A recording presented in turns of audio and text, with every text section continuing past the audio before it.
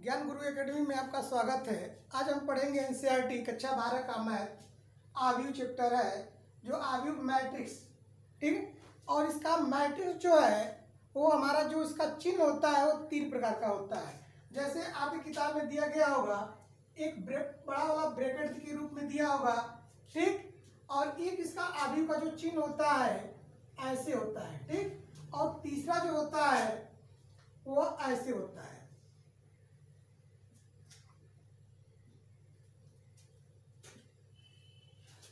ऐसे या तो आव्यूह का इस तरह भी चिन्ह होता है, इस तरह भी चिन्ह होता है और इस तरह भी चिन्ह होता है। लेकिन हमको पढ़ना है आव्यूह का जो चिन्ह होता है इस तरह होता है और आपको ये चिन्ह नहीं पढ़ना है, ठीक। तो आव्यूह का जो परिभाषा दिया गया है कि यम संख्याओं के एक निकाय सिस्टम, निकाय को क्या कहते हैं, सिस्टम कहते हैं, वो यम पंक्तियों तथा यन स्तंभों में आयताकार सारणी अर्थात रेक्टेंगुलर अरे के रूप में व्यवस्थित अरेंज करने का यम गुणे यन क्रम या कोटि को क्या कहते हैं, आर्डर का आव्यूह या यम गुणे यन आव्यूह कहते हैं। जैसे अगर दे दिया जाए, एक आव्यूह दे दिया जाए जो हमारा बड़े वाले कोष्टक में होता है, जैसे A11 A12 dot dot A1n A21 A22 A2n dot dot आपको कर दिया जाए कि AM1 AM2 dot dot AM जो कि एक यम गुणे यन क्रम का आव्यूह होता है। तो ये हमारा एक परिभाषा दिया गया है। अब इसमें आव्यूह में ये जानकारी हम करेंगे, ठीक, कि आव्यूह में ये देखेंगे कि हमारा इसमें पंक्ति क्या होती है और स्तंभ क्या होता है, ठीक। पंक्ति और स्तंभ जो होता है देखा जाए तो अगर A11 A12 A13 A21 A22 A23 A31 A32 A33 जो हमारा एक आव्यूह दिया गया है, ठीक। ये आव्यूह में हमारा पंक्ति क्या होता है, मतलब रो क्या होता है, हम इसको क्या कहते हैं, पंक्ति बोलते हैं। क्या बोलते हैं, पंक्ति, इसको रो बोलते हैं, ठीक। और ये हमारा ऊपर वाला जो सिस्टम होता है इसको स्तंभ बोलते हैं। स्तंभ का मतलब कॉलम, ठीक। ये कॉलम होता है और ये क्या होता है, पंक्ति। जैसे हम क्या कहते हैं कि अगर हम डेस्क पे बैठते हैं तो हमारा जो होता है वो पंक्ति के रूप में बैठा जाता है। अगर कोई भी बुक होती है, अगर सीरियल वाइज ऊपर से लगा हुआ है तो वो हमारा स्तंभ के रूप में होता है, ठीक। इसके बाद हम पढ़ेंगे आव्यूह की कोटि या क्रम। आव्यूह की कोटि या क्रम क्या होता है इसके बारे में पढ़ा जाएगा।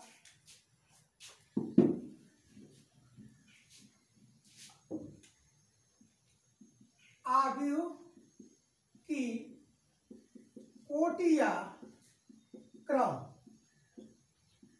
ठीक। आव्यूह की कोटि या क्रम देखा जाए, लिखा है कि यदि आव्यूह में यम पंक्तियां तथा यन स्तंभ है तो उसे यम गुणे यन क्रम का आव्यूह कहते हैं। और आव्यूह अगर कोई भी आव्यूह दे दिया गया है, अगर कोई कह दे कि उसका कोटि ज्ञात कीजिए, कोटि को क्रम भी कहा जाता है, क्रम ज्ञात कीजिए, तो सबसे पहले ये देखेंगे कि बहुत से बच्चे कंफ्यूज हो जाते हैं कि आव्यूह बनाया जाए तो जो उसका आर्डर पेयर होता है वो कैसे बनेगा। आव्यूह के अंदर ये चीज आपको याद होना चाहिए कि आव्यूह के अंदर पंक्तियों तथा स्तंभों की संख्या बराबर होना आवश्यक नहीं है। मतलब कि ये जरूरी नहीं है कि जो पंक्ति और स्तंभ दोनों बराबर हो, ऐसा नहीं है। जैसे अगर कह दिया जाए कि अगर 2 3 5 लिख दिया जाए और पूछ दिया जाए कि इसका कोटि क्या है, तो कोटि का मतलब ये देखते हैं कि हमारा जो ये हमारा स्तंभ पंक्ति है वो पंक्ति हमारी 3 है और स्तंभ कितना है, 1 है। तो ये हमारा क्या हो जाएगा, कोटि जो बन रहा है वो 3 गुणे कितना का बन रहा है, 1 का बन रहा है। कोटि कितने का बन रहा है, 3 गुणे 1 का बन रहा है। अगर इसी को हम कह दिया जाए जैसे 2 3 4 5, अगर ये एक आव्यूह दिया गया है, इसका आर्डर पेयर जो पूछ दिया, आर्डर ऑफ मैट्रिक्स पूछ रहा है, तो इसका आर्डर ऑफ मैट्रिक्स क्या बनेगा, 2 गुणे 2, 2 गुणे 2 का बनेगा, क्योंकि हमारा 2 पंक्ति दिया गया है और 2 हमारा क्या दिया गया है, स्तंभ दिया गया है। तो ये ऑर्डर ऑफ मैट्रिक्स अगर आव्यूह की कोटि पूछेगा तो सबसे पहले ये देखेंगे कि हमारा पंक्ति कितनी है और स्तंभ कितना है। ठीक है, इसके बाद एक और जानकारी आपको होनी चाहिए कि हमारा जो आई और जे होता है उसको किसको हम पंक्ति बोलेंगे, किसको स्तंभ बोलेंगे। ठीक, अगर दे दिया आई और जे, अगर आपके किताब में सवाल दे दिया है आई और जे, तो जो आई होता है वो हमारी पंक्ति होती है और जे हमारा क्या होता है, स्तंभ होता है। क्या होता है, स्तंभ होता है। आई हमारी पंक्ति होती है और जे हमारा क्या होता है, स्तंभ होता है। जैसे मान लो कि लिख दिया गया A11, तो बहुत से बच्चे कंफ्यूज हो जाते हैं, इसमें A11 लिखा गया तो ये जो 1 है वो हमारी पंक्ति हो जाएगी और ये 1 का मतलब होता है स्तंभ, मतलब पहली पंक्ति और पहला स्तंभ। अगर इसी को लिख दिया जाए A23 लिख दिया जाए तो ये हमारा दूसरी पंक्ति होती है। पंक्ति का मतलब ये होता है कि इस तरह ये दूसरी पंक्ति हो जाएगी और तीसरा क्या हो जाएगा, स्तंभ हो जाएगा। ठीक, तो ये चीज आपके दिमाग में होना चाहिए कि इसको क्या कहते हैं। अगर बच्चे कंफ्यूज हो जाते हैं कि A11 लिखा है, A12 लिखा है, तो इसका मतलब क्या होता है, इसका मतलब होता है कि इसको पढ़ते हैं पंक्ति, इसको बोलते हैं स्तंभ। पहली पंक्ति दूसरा स्तंभ। ठीक, अब हम चलेंगे आव्यूहों के प्रकार। ठीक ना, आव्यूहों के प्रकार। आव्यूह कितने प्रकार के होते हैं, देखिए आव्यूहों के प्रकार, टाइप्स ऑफ मैट्रिक्स। पहला होता है पंक्ति आव्यूह जिसको कहते हैं रो मैट्रिक्स। ठीक ना, इसका परिभाषा होता है जिस आव्यूह में केवल एक पंक्ति हो, जिस आव्यूह में केवल एक पंक्ति हो उसे पंक्ति आव्यूह कहते हैं। क्या कहते हैं, पंक्ति आव्यूह कहते हैं। जैसे अगर लिख दिया जाए 3 और 5, ये एक आव्यूह है। ठीक, तो इसमें देखेंगे कि पंक्ति कितनी है, पंक्ति हमारी एक ही है। पंक्ति कितनी है, एक है। अगर इसका कोटि कह देगा तो इसका कोटि क्या बनेगा, 1 गुणे 3 2। 1 गुणे क्या बनेगा, 2, क्योंकि स्तंभ जो है, जो स्तंभ है, कॉलम है, वो हमारा 2 है। ठीक, और पंक्ति हमारी कितनी है, 1 है। अगर इसको लिख दिया जाए 2 3 5, तो इसमें भी हमारी पंक्ति कितनी है, एक ही है। जिसमें पंक्ति आव्यूह का मतलब होता है कि जिस आव्यूह में केवल एक पंक्ति हो उसे पंक्ति आव्यूह या पंक्ति सदिश भी कहते हैं। ठीक ना, पंक्ति सदिश आव्यूह भी कहा जाता है। ठीक, और दूसरा होता है स्तंभ आव्यूह जिसको कॉलम मैट्रिक्स बोलते हैं। इसका परिभाषा है कि जिस आव्यूह में केवल एक स्तंभ हो उसे स्तंभ आव्यूह कहते हैं। जैसे इसमें स्तंभ कितने होने चाहिए, 1 होना चाहिए। जैसे लिख दिए 2 3 5। ठीक, तो इसमें स्तंभ जो है हमारा क्या है, 1 है। कितना है, 1 है। अगर इसका एक स्तंभ होगा उसको स्तंभ आव्यूह कहते हैं। अगर इसका ऑर्डर ऑफ मैट्रिक्स निकाला, कोटि निकालने के लिए कह देगा तो ये हमारा जो पंक्ति हमारी 3 है, 3 गुणे क्या हो जाएगी, 1 होगी। ठीक, अगर इसी को हम कह दें 2 और 3, इसमें स्तंभ कितने हैं, 1 ही है। ठीक, तो 1 है तो ये हमारा हो जाएगा 2 गुणे 1। मतलब कि हमारा स्तंभ आव्यूह कह रहा है कि जिस आव्यूह में केवल एक स्तंभ हो उसे स्तंभ आव्यूह कहते हैं। आपको समझ में आ गया होगा। ठीक, कि हमारा स्तंभ जो है 1 रहना चाहिए। अगर स्तंभ 1 है तो उसको स्तंभ आव्यूह कहते हैं। ठीक, तीसरा होता है वर्ग आव्यूह। तीसरा होता है वर्ग आव्यूह, स्क्वायर मैट्रिक्स। ठीक ना, जिस आव्यूह में पंक्तियों तथा स्तंभों की संख्या बराबर हो, जितनी पंक्ति होनी चाहिए उतना ही स्तंभ होना चाहिए, बराबर हो, अर्थात यम बराबर यन। मतलब कि यम जो हमारी पंक्ति होती है और यन क्या होती है, स्तंभ होती है। पंक्तियों की संख्या और स्तंभों की संख्या समान होनी चाहिए तो उसे क्या कहते हैं, वर्ग आव्यूह कहते हैं। जैसे अगर लिख दिया जाए 2 3 4 5। ठीक, इसमें देखिए पंक्ति हमारा 2 दिया है। पंक्ति को R1 से भी डिनोट करते हैं। ठीक ना, और इसको R2 से, तो पंक्ति हमारा 2 हो गया और स्तंभ भी कितने हैं, 2 है। तो इसका आर्डर क्या बनेगा, 2 गुणे 2। मतलब कि यम हमारा 2 दिया है और यन भी क्या दिया है, 2 दिया है। इसका मतलब पंक्ति और स्तंभों की संख्या क्या है, समान है। जैसे एक और एग्जांपल देख लिया जाए 2 3 4 5 6 7 8 9 10। ठीक, इसमें देखिए हमारी 3 पंक्ति दिया गया है, 3 पंक्ति है और 3 क्या है, स्तंभ है। इसका आर्डर क्या बनेगा, 3 गुणे 3 का। मतलब कि इसमें पंक्ति और स्तंभों की संख्या जब बराबर रहेगी तो हमारा कौन सा मैट्रिक्स बनेगा, स्क्वायर मैट्रिक्स। कौन सा बनेगा, स्क्वायर मैट्रिक्स। अब अगला है चौथा होता है विकर्ण आव्यूह, जिसको डायगोनल मैट्रिक्स बोला जाता है।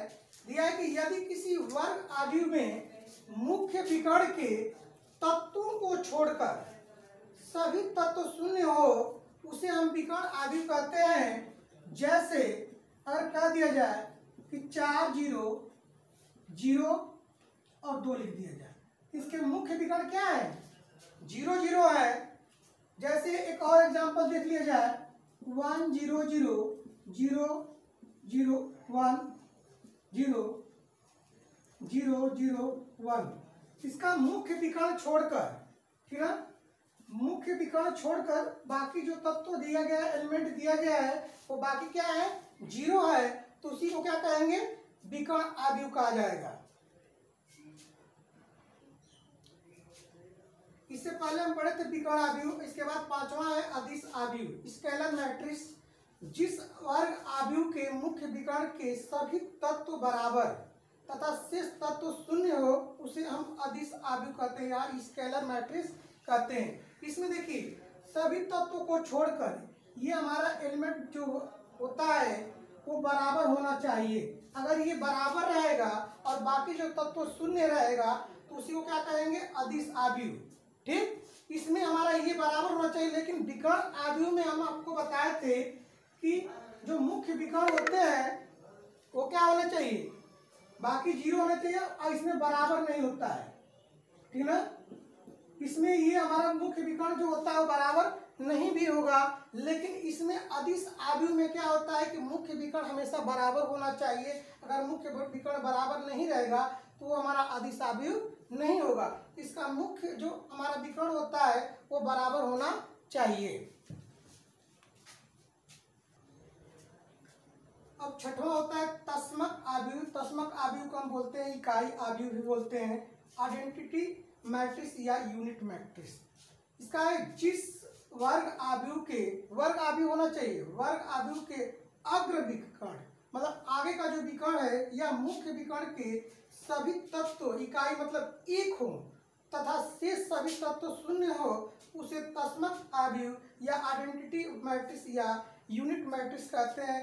इसको आई से प्रदर्शित करते हैं, ठीक ना, आई से प्रदर्शित करते हैं। आई बराबर हम लिखते हैं 1 0 0 0 1 0 0 0 1। ये हमारा बहुत इंपॉर्टेंट है, हमेशा हर सवाल में आई बराबर 1 0 0 0 1 0 0 0 1। अगर ये हमारा 3 गुणे 3 का मैट्रिक्स बना हुआ है तब लिखेंगे। अगर 2 गुणे 2 का बना रहेगा तो 1 0 0 1 के रूप में लिखते हैं। ठीक है,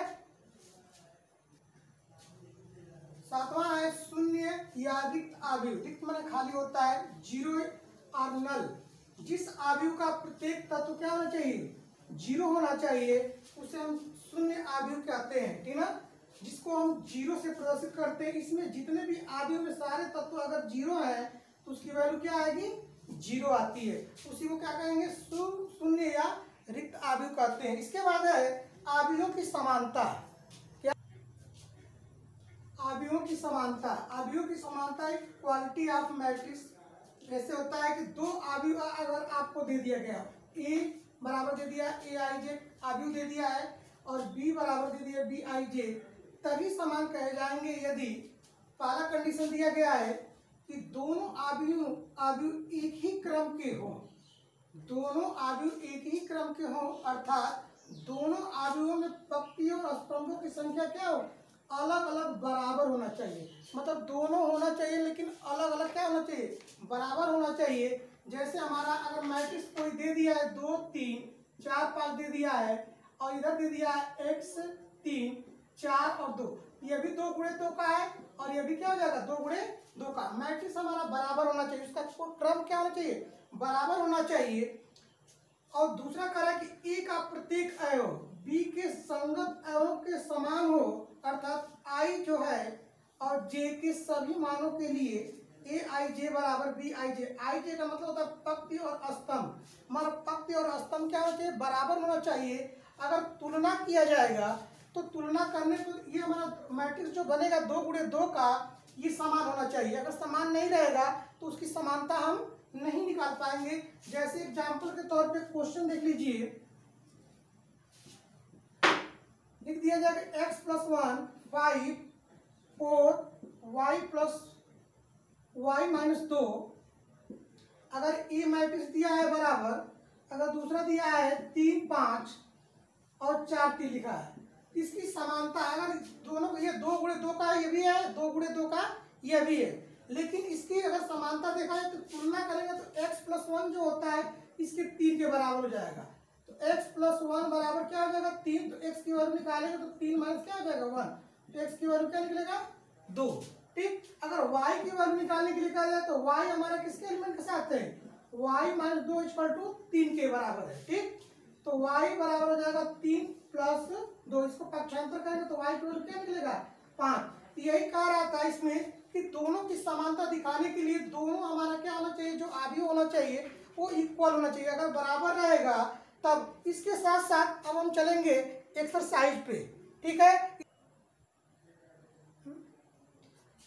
अब इसी के साथ अब एक्सरसाइज चलेंगे। अब नेक्स्ट वीडियो में आपको मिलेगा एक्सरसाइज नंबर 3.1। तब तक के लिए धन्यवाद।